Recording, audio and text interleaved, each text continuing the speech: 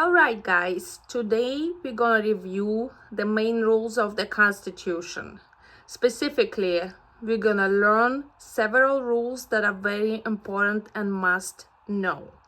These rules explain how our government works and how our rights are protected. Think of it like the instruction manual for the whole country.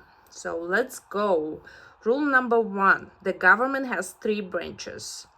We briefly discussed 3 branches in the previous video on the Constitution, but here we're going to review it in a little bit more detail. So, the Constitution divides the government into 3 parts called branches. Each branch has a special job. First, legislative branch. Basically, it's a Congress. Congress create, write laws. Remember, laws are simple rules how citizens of the country should act, behave, and what they're supposed to do to keep the country safe. Right? Moving on to executive branch. Executive branch, which is the president of the United States. So the president carry out, make those laws happen. And finally, we have judicial branch. Judicial branch is kind of like mediator between Congress and the president, because judicial branch is in charge to interpret, review, make sure the laws are good. So if we put them in the correct order, that would be legislative branch comes first, because there are a group of people who sit in there and creating all the laws that they think would be good for the country. Then judicial branch is going to review to make sure those laws are good for the country. And then executive branch is the president who signed the law, and once the president signed the law will take place. But judicial branch need to make sure that that law is good. That's why Congress has to make sure the law is good, and the president has to make sure the law is good. And judicial branch is like a final check for the other 2 branches, just to make sure that that all the check marks were completed. So this system keeps things fair because it protects from one group having too much power. Also, rule number 2, checks and balances. So the branches check each other, just like I mentioned previously. These branches don't just work alone. They watch over each other and can stop each other from making mistakes or any unfair decisions. This is called check and balances again. And make sure that one branch doesn't act like a boss over the others. Again, trying to keep things fair, that no one has too much power in the government. Rule number 3, everyone must follow the Constitution. The Constitution is the highest law in the whole country, so even the President and Congress must follow it.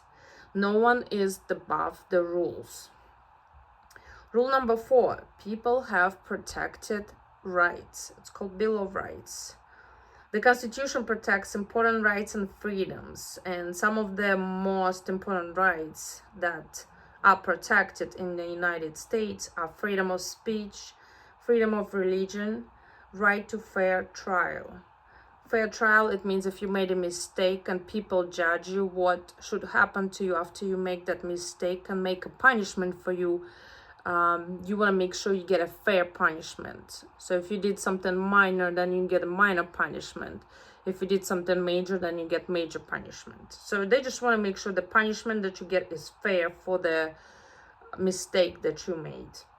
So these protections you can find under the first 10 amendments, and that's why they call them Bill of Rights, those like the first 10 amendments.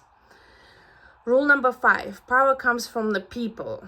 So what it basically means that our government only has power because citizens give it power. This idea is called popular sovereignty. Probably heard we the people. Those are the first words of the United States Constitution. That means people are at power. People give government its power. People vote, people choose leaders, people have a say in how things are run and what rules are made. Rule number 6, states have powers too. Not all the rules come from the government. Some decisions are made by individual states. There are different states in the United States: Florida, Alabama, Georgia, California, and all the other states. So some laws are made and they only apply to the states.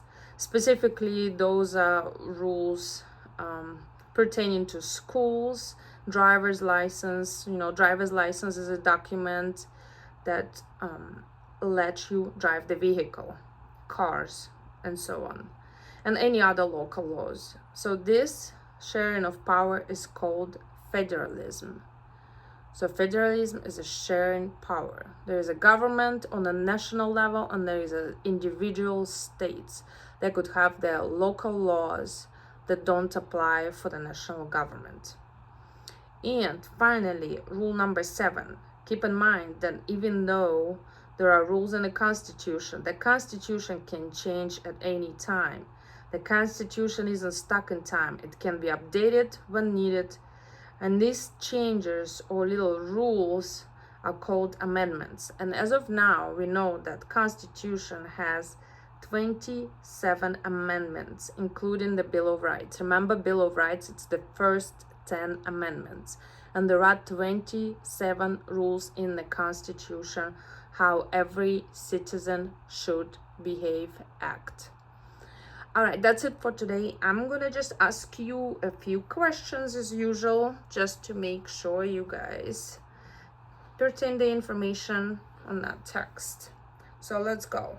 First question: what are the 3 branches of government and what do they do? You can look at the sheet. It's answered perfectly in the first key point. If you said the Constitution created 3 branches, like 3 teammates with 3 different jobs, you're correct. And if you say a legislative branch makes laws, so it consists of a Congress. If you go more specifically what Congress consists of, you can also say it consists of Senate and House representatives. Then executive branch and carries out the laws, that's the President of the United States. And finally, judicial branch explain the laws. And judicial branch consists of Supreme Court and any other courts. So this keeps power balanced, so no branch become too strong, just like we talked about previously. Next question. What are amendments and how many amendments are there in total? All right. Amendments are changes. Remember, we talk about it as well. Those are changes or additions made to the U.S. Constitution, because U.S. Constitution can change at any time. And Constitution needs to be updated, and sometimes those amendments improve it. There are 27 amendments total. What are the Bill of Rights? That's the next question. Again, the Bill of Rights is the set of the first 10 amendments that are included in the Constitution. That was my final question. I hope it was helpful. Have a good day.